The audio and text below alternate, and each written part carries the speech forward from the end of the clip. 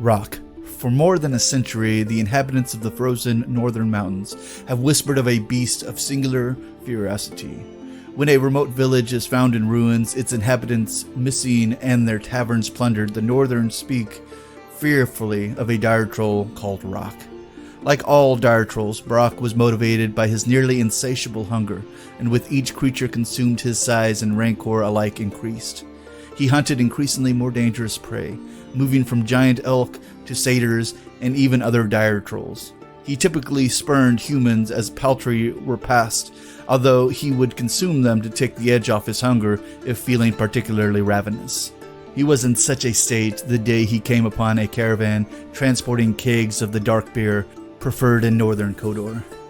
In his great hunger, ROK did not stop after consuming the guards, the merchants, and their cart horses, but went on to empty the large kegs containing their wares. He felt sated in a way he never had from the simple meal, stronger and ready to fight. He rampaged over the mountain and sought villages where he might find the kegs containing the intoxicating liquid he now craved. He terrorized villages across the north for days before finally falling into slumber deep within a cave. This might have been the best time to strike, but none of the Northkin could bring themselves to risk following the beast into its lair.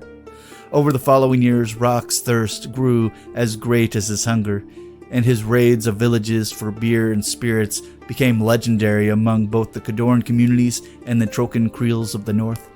When Borka Kegslayer learned the secret of commanding the great dire troll from the shaman of the Gnarls, ROK was the beast he sought out. The two fought for hours, trading blow for blow.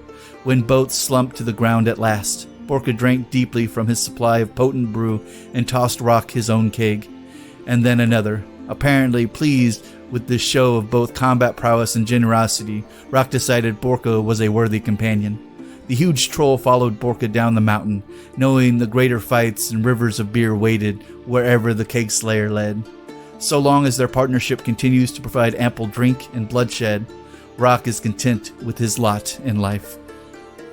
Well, that actually makes sense for him being Borka's chosen war beast, a dire troll who also enjoys the brews of the Northkin. Yeah, I see that he is very Northkin in his setup, and he has a lot of very powerful moves as well. And he's one of the few dire trolls that doesn't have to have a pig on his back to shoot out some ranged weapons as well. We'll get to that in a moment.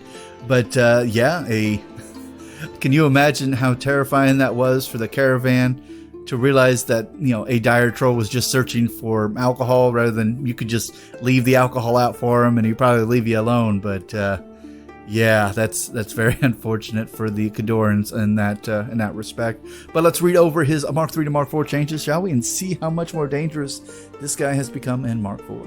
And as always, we will start with this stat line. He is a speed 5. He is a mat 8. So his mat actually went up a little bit from Mark IV, or from Mark III to Mark IV.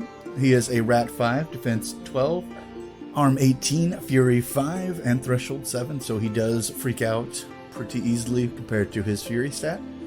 He has the ability to trample, slam, headbutt. He has immunity to ice damage, frost damage, and such, like most Northkin seem to do. He has dual attack, which makes sense since he does have a ranged weapon. And let's read over his abilities. There are going to be some changes here because, certain of his abilities have moved out. Looks like he no longer has assault, which he really doesn't need since he does have dual attack, which kind of takes up for assault a little bit.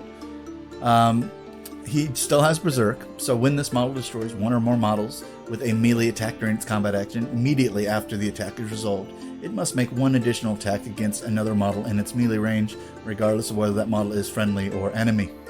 That is a fun one. That is exactly the same. He is very into attacking, and if he kills something, he needs to kill another. Because, I'm not sure if he's looking for booze on the bodies, but that is what he do. His bond with Borka. Let's see what we got here. Appears to be the same that he had in Mark III. So if ROK begins the game in Borka's battle group, it is bonded to him. ROK is not considered to be bonded while under your opponent's control and while bonded to Borka. And in his control range, ROK gains Stumbling Drunk. A model with Stumbling Drunk cannot become knocked down.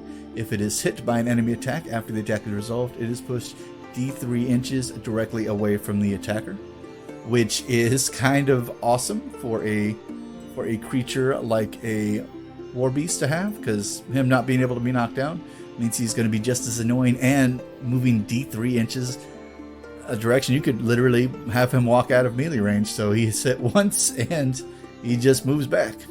Nice. And that makes sense, since Borka is probably feeding this guy an ungodly amount of alcohol, because we all know Borka in the north can even have a giant keg that they can run around with them on the field, which is kind of terrifying as well, but they like their alcohol. Probably warms the bones, I imagine.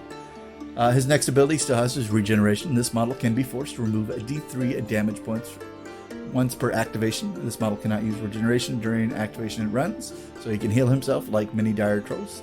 He also has snacking like many dire trolls. When this model boxes a living model with a melee attack, it can choose to remove the box model from play, and when it does, remove D3 points from it. So yeah, very, very scary for a war beast.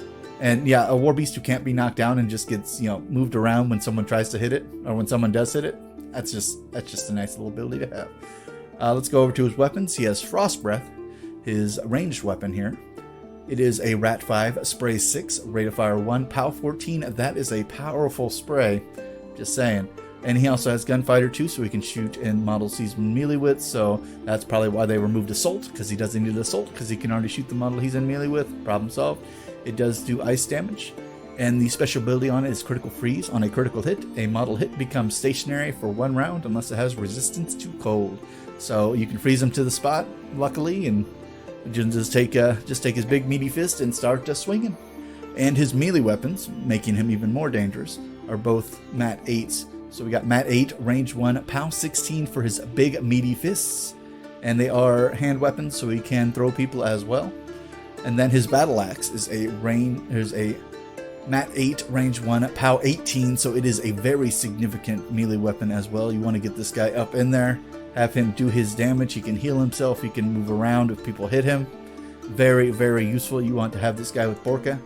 Although even without Borka, he's still a pretty dang dangerous dire troll as well. So, but adding the special character war beast to their particular casters is always a smarter move if you have the opportunity to do so. Then let's go over his animus here. He has Primal.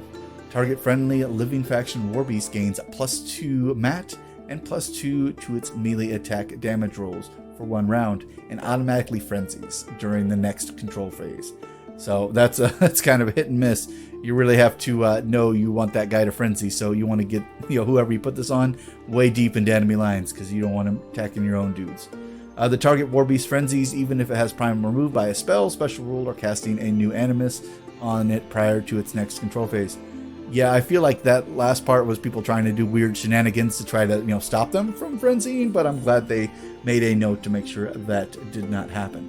So, and that's pretty close to the original, although in Mark III it only gave you +1 strength, or +1 damage roll, or +1 to your damage and +1 to your mat, but did not cause you to frenzy. But having a +2 to mat and +2 to melee attack damage rolls, like even this guy, you could get him in swinging a Pow 20 on his axe and a 18 on his fist, and yeah, that is some heavy stuff. But I don't think you would want to toss him in, directly, because then you would lose him the next turn as he frenzies off. Although, if you do this correctly and he frenzies, he has Berserk, so if you get him into a bunch of enemy models, him, frenzying out and, killing a bunch of people would still be a very useful thing. And Primal does last for 1 round, so that would be something that potentially happen. So, but that is that. He's very dangerous. When alcohol is added to a dire troll, it makes them even more dangerous, especially since this guy has Frost Breath, a giant axe, and the ability to kind of move around the enemies when they're trying to swing at him. So I see the ROK as a very, very useful guy to have in your army.